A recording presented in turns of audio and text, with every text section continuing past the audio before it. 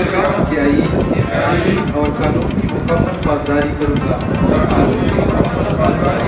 अवाम की फलाह, महबूब तरक्की और आवाम की खुशहाली व अमन के लिए अपनी बेहतरीन सलाहियतें मौक़िआत लाकर सियासी व मसलकी से बालातर होकर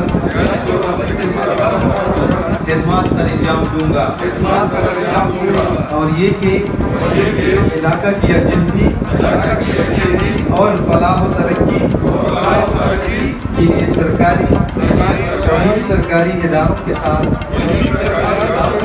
जायज़ ताउन करूँगा और खुसूसी तौर पर तनाज़ात के हाथ में और आवाम को दरपेश मसाइल के हल के लिए हमेशा कोशार रहूँगा।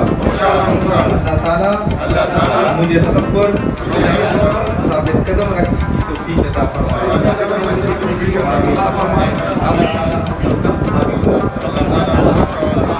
आप सबको